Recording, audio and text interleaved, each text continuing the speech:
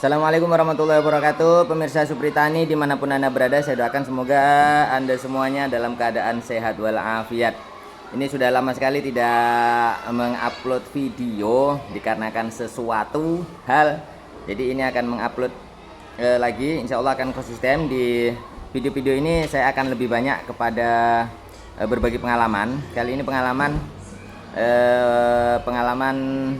penyakit saya gitu, penyakit lambung saya. Mungkin di sini ada juga yang memiliki riwayat sakit lambung ya. Saya itu sudah mengalami yang namanya sakit lambung kronis, kata dokter. Kronisnya itu karena nggak sembuh-sembuh gitu. Jadi apa yang saya lakukan itu akan saya bagikan di sini, dan alhamdulillah setelah saya lakukan ya, ini sudah agak bertahun-tahun juga ini ya, 1 tahun itu sudah agak sedikit rutin gitu ya. Walaupun memang untuk istiqomah itu kan berat ya, hal yang biasa aja istiqomah itu berat, apalagi ibadah. Tapi di sini saya akan berusaha untuk istiqomah gitu, berusaha ya.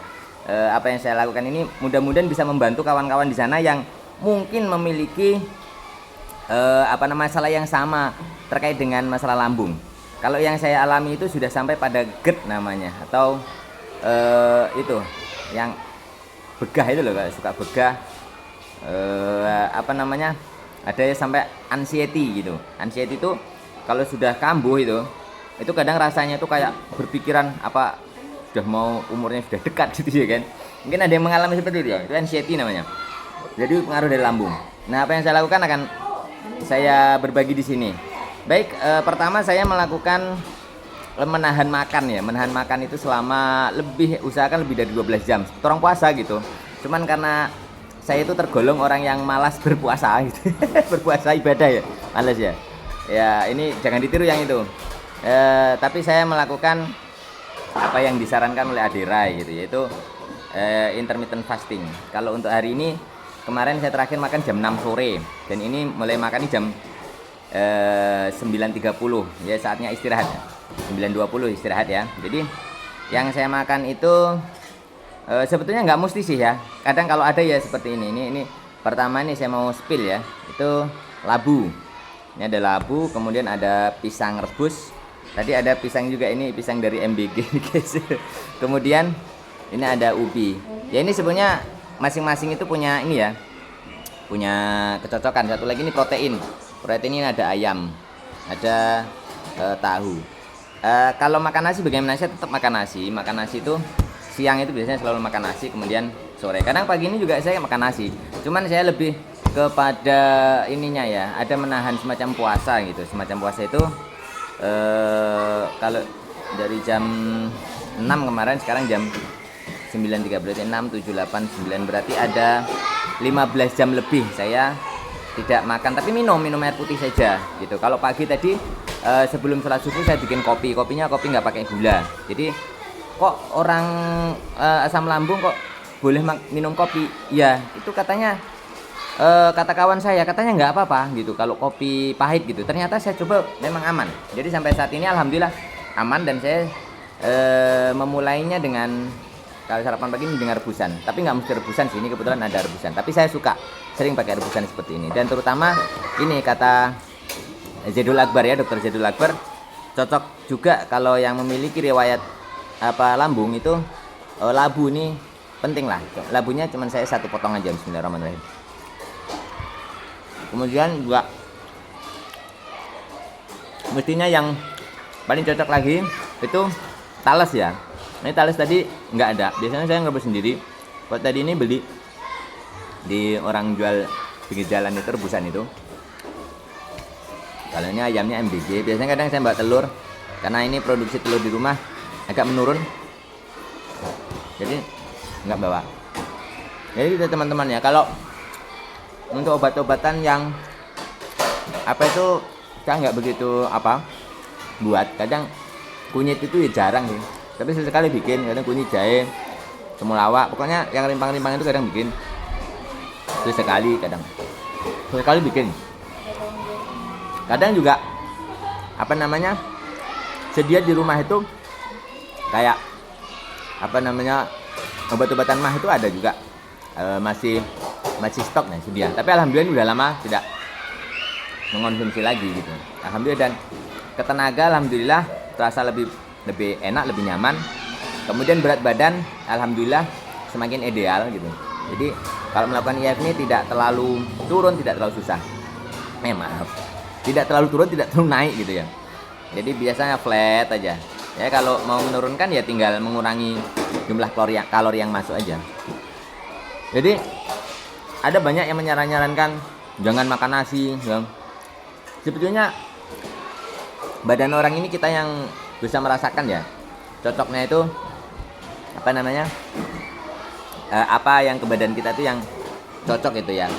Maksudnya ada yang orang memang nggak bisa lepas dari nasi, sebetulnya yang kerja di kebun misalnya itu memang perlu karbo yang banyak, yang tinggi gitu. Cuman saya kan dulu termasuk orang yang makannya banyak karena memang saya dulu itu tinggal di kampung, naik sepeda itu jauhnya 6 kilo lebih gitu ya. Jadi perlu asupan karbo itu selalu banyak, makan itu nasi itu banyak sekali. Dan itu menjadi kebiasaan sampai pada saatnya saya sudah di kota Pekanbaru. Makan nasi banyak yuk. Ternyata kalau orang kurang beraktivitas, makan nasinya banyak, itu juga pengaruh ke lambungnya juga kurang bagus gitu. Kemudian kalau dulu kan apa namanya makan itu nggak terkontrol ya, dalam artian ya kapan aja makan namanya. Jadi ternyata lambung itu katanya cerdas gitu. Cerdas itu dalam artian kalau dia istiqomah jam segitu masuk makanan apa gitu ya, itu dia sudah menyiapkan enzim gitu. Kata dokter Jadul Akbar apa Adirai ya, lupa saya. Pokoknya pernah saya mendengar itu begitu. Jadi kalau misalnya pagi itu udah terbiasa ngopi, ternyata bagusnya jangan ditinggalkan ngopi tuh tiap pagi tuh. Karena nih enzim dia tuh sudah cerdas, dia oh iya jam segini tuh biasanya saya dikasih kopi.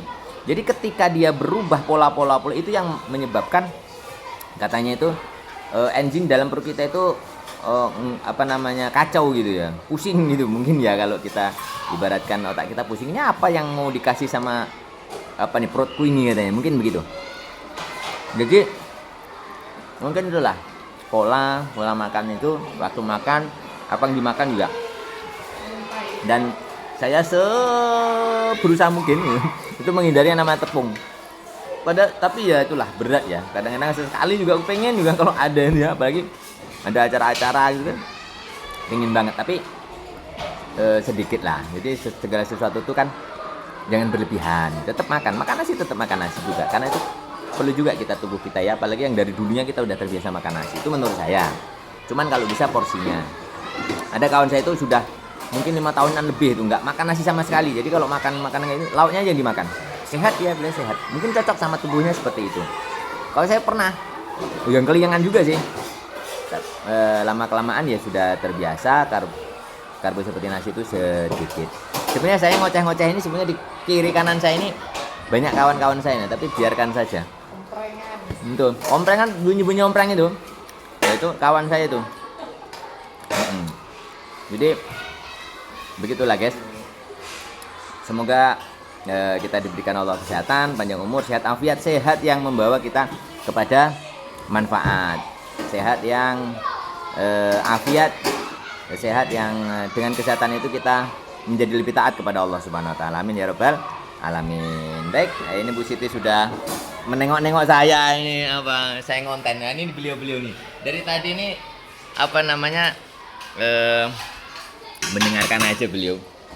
Entah terganggu entah tidak, saya nggak tahu, yang penting saya ngonten, nggak peduli. Oke, terima kasih, jangan lupa subscribe, like dan komen ya. Nanti akan kita berbagi pengalaman ya, terutama terkait dengan pengalaman. Kalau ada yang bertanya, komen di bawah biar kita sama-sama didiskusikan sesuai dengan pengalamannya ya. Terima kasih. Assalamualaikum warahmatullahi wabarakatuh.